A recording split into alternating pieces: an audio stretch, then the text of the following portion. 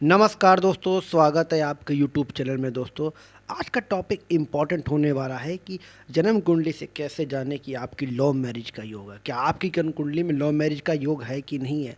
क्या जिसको आप चाहते हो क्या उससे आपकी मैरिज बनेगी कि नहीं बनेगी? इसका वीडियो भी हम लेके आएंगे। जिसको आप चाहते हो उससे मैरिज बनेगी, इसको मैच मेकिंग कुंडली बोलते हैं, वो भी आपको बताएंगे हम। लेकिन सबसे पहले आज हम टॉपिक करेंगे क्या जन्म कुंडली में लव मैरिज का योग है कि नहीं है। इसके लिए सबसे पहले क्या करना पड़ेगा, आपको अपनी जन्म कुंडली ओपन करनी है। किसी भी सॉफ्टवेयर में जाइए, अपनी जन्म कुंडली को ओपन करिए। वहाँ पे अपना D1 chart means birth chart, लगन चार्ट जिसे बोलते हैं, उसको देखिए। चंद्र राशि के भी चार्ट को देखिए और साथ में D9 चार्ट मीन नवमास के चार्ट को देखिए। इन तीनों के आप लगन कुंडली को देखिए। इन तीनों में जो योग बनने वाले हैं, क्या वो योग बन रहे हैं कि नहीं बन रहा है? क्या वो लगन में बन रहा है? क्या वो D1 बन रहा है कि नहीं बन रहा है? दो, क्या वो आपका नवमास से बन रहा है कि नहीं बन रहा है?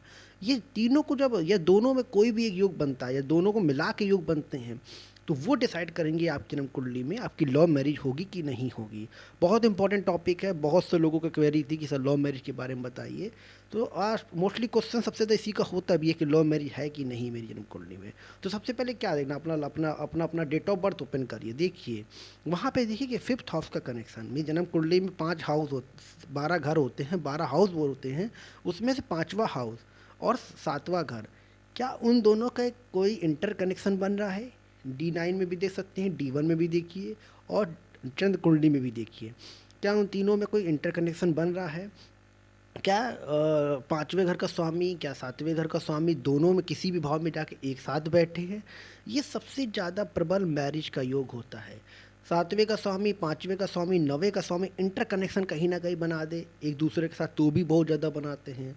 या 7वें का स्वामी पंचम में चला जाए, पंचम का स्वामी आपका 7वें में आ जाए, या 7वें का स्वामी 9वें में चला जाए, 9वें का स्वामी 7th हाउस में आ जाए। ये भी सबसे ज़्यादा इम्पॉर्टेंट और टॉप योग होता है लव मैरिज के बना होने का। लव मैरिज के सबसे ज़्यादा हाई चांसेस बनते हैं। और कोई भी मैरिज हो, लड़कों की कुंडली की बात करो तो वहाँ पर शुक्र का प्लेसमेंट होना बहुत ज़रूरी है।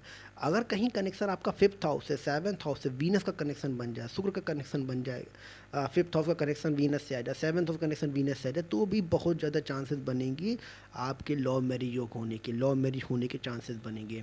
ये टॉप रेटेड है। ये D1 में भी दे सकते हैं, D9 में भी आप दे सकते हैं, नवमास कुंडली में भी आप दे सकते हैं, चंद्र कुंडली में भी आप दे सकते हैं।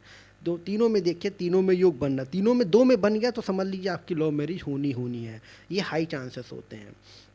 तो लड़कियों की कुंडली की बात करें तो मंगल का वहाँ होना बहुत ज़रूरी है। मंगल के अगर कहीं ना कहीं कनेक्शन बनेगा 5th और 7th हाउस से, तो वो बहुत ज़्यादा चांसेस आपके बनेंगे लव मैरिज होने के लिए।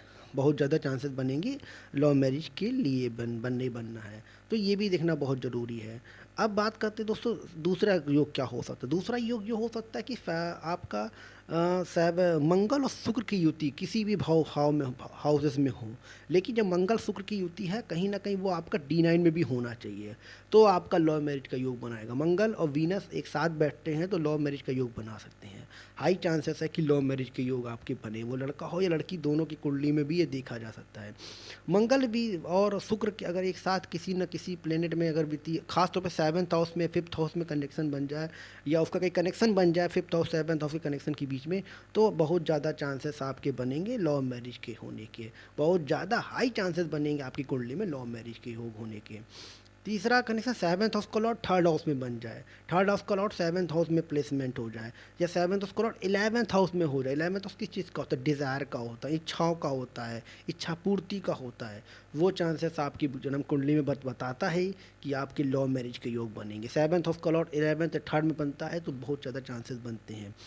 दूसरा चौथा कंडीशन ये होता है कि लगन का लॉर्ड भी अगर आपका 7th में चला जाए या 5th में चला जाए, उसमें राहु केतु के साथ कनेक्शन बन जाए, या राहु आपका लगन में हो जाए, केतु आपका लगन में हो जाए, या राहु शुक्र की युति बन जाए किसी तरीके से, तो भी बहुत ज़्यादा चांसेस बनेंगे आपके लव मैरिज योग होने के लिए। आप वो D1 में भी दे सकते हो, D5 में, D9 में भी दे सकते हो। दोनों चार्ट में आप देखिए, 9 मास में भी देखिए आप।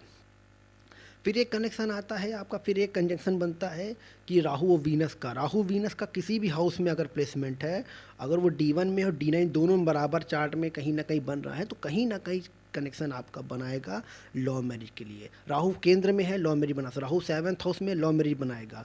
Rahu basically inter caste marriage, inter religious marriage भी करवा सकता है। फिर एक कंडीशन आता है 5वें का स्वामी 7वें का स्वामी जाके 12th हाउस में प्लेसमेंट हो, 8 हाउस में प्लेसमेंट हो, ये भी बनाता है आपका लव मैरिज का योग में। 5वें का स्वामी 7वें का स्वामी किसी भी हाउस में प्लेसमेंट हो जाए, लव मैरिज का योग बनाएगा। हाई चांसेस होंगे कि आपके लव मैरिज के योग बनेंगे। D1 और D9 दोनों चार्ट में आप देखिए। फिर एक कनेक्शन आता है आपका कि 7th हाउस का लॉर्ड अगर प्लेसमेंट है, उसका नक्षत्र 5th हाउस में चला जाए, 7th हाउस के लॉर्ड का नक्षत्र 5th हाउस में, 11th हाउस में या थर्ड हाउस में चला जाए, तो भी बहुत ज़्यादा चांसेस है आपकी लव मैरिज के योग बनने में। आप कैसे देखिए नक्षत्र, आप अपने 7th हाउस के लॉर्ड को देखिए, वो उसका नक्षत्र कहाँ बैठा, वो अगर नक्षत्र का स्वामी आपके 5th हाउस में आ जाए, ये काफ़ी डिफिकल्ट हो जाएगा आपको समझने के लिए। 7th हाउस का लॉर्ड का नक्षत्र का स्वामी 5th हाउस में आके बैठ जाए, या 5th हाउस के लॉर्ड का नक्षत्र का स्वामी फिर 7th हाउस में प्लेसमेंट हो जाए, हाई चांसेस बनेंगे आपके लव मैरिज के। सिर्फ अगर इन तीनों चार्ट में किसी एक में भी ये बन गया तो बहुत ज़्यादा चांसेस बनेंगे। नक्षत्र एस्ट्रोलॉजी, नक्षत्र से वैदिक ज्योतिष सबसे ज़्यादा इंपॉर्टेंट मानी गई, भाव से ज़्यादा इंपॉर्टेंट नक्षत्र का होता है। वीनस राहु के नक्षत्र में आके बैठ जाए, राहु के साथ वीनस नक्षत्र में प्लेसमेंट हो जाए, या उसके नक्षत्र में आके 5th और 7th से कनेक्शन बना दे, हाई चांसेस बनेंगे आपके लव मैरिज योग होने के।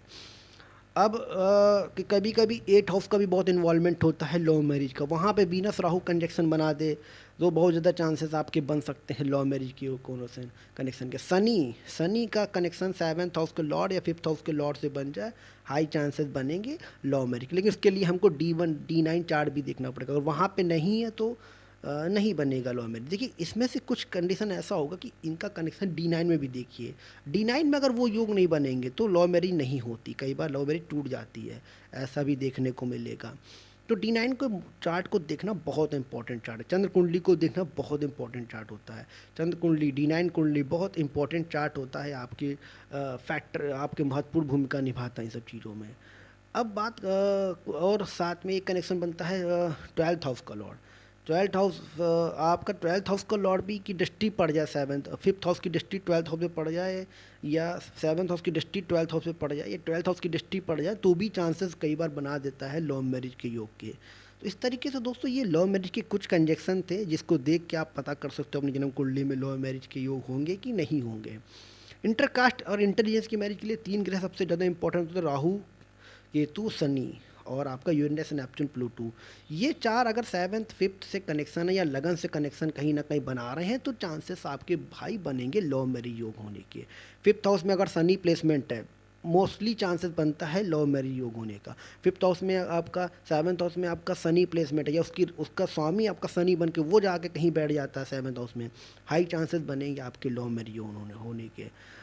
शनि जब भी प्लेसमेंट होता, गुरु आ जाएगा तो आपके सेम कास्ट में आपके माता पिता रेडी हो जाएंगे, आपके सेम कास्ट में मैरिज होगी। लेकिन गुरु नहीं होगा तो inter caste inter religious marriage करा सकता है। राहु विदेशी व्यापार विदेशी लोगों से मैरिज करा सकता है।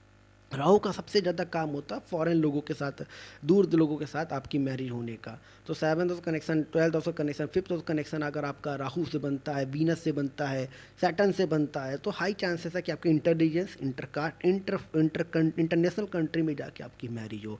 12th हाउस से कनेक्शन बना देता है राहु का वीनस के साथ, तो भी बहुत ज़्यादा चांसेस आपके बनेंगे आपकी मैरिज आपकी फॉरेन कंट्री पे हो। तो ये या फॉरेन कंट्री नहीं, आप जहाँ पे रहते हो उससे 600-700 किलोमीटर दूरी पे आपकी मैरिज हो, ये भी चीज़ बना सकता है। कुछ लोगों की कंडीशन में ऐसा नहीं होगा। 12th हाउस स्पिरिचुअलिटी का भी कारक माना जाता है। बहुत से ऐसे लोग कुंडली में 5th हाउस का लॉर्ड, 7th हाउस का लॉर्ड, 12th हाउस में प्लेसमेंट हो, लेकिन प्लेसमेंट है लेकिन उनकी मैरिज यहीं पे होती है। तो कहीं ना कहीं पार्टनर अगर स्पिरिचुअल है, आप स्पिरिचुअलिटी में हो सकता है स्पिरिचुअल, क्योंकि 12th हाउस स्पिरिचुअलिटी का भी होता है, तो स्पिरिचुअल व्यक्ति आपको दिला सकते, बहुत ज़्यादा स्पिरिचुअल पर्सन आपको मिल सकता, तो वो भी बहुत ज़्यादा चांसेस आपको देखने को मिलेंगे। तो दोस्तों ये था कनेक्शन आपका, ये था आपके सूत्र, आपकी लव मैरिज होगी कि नहीं होगी।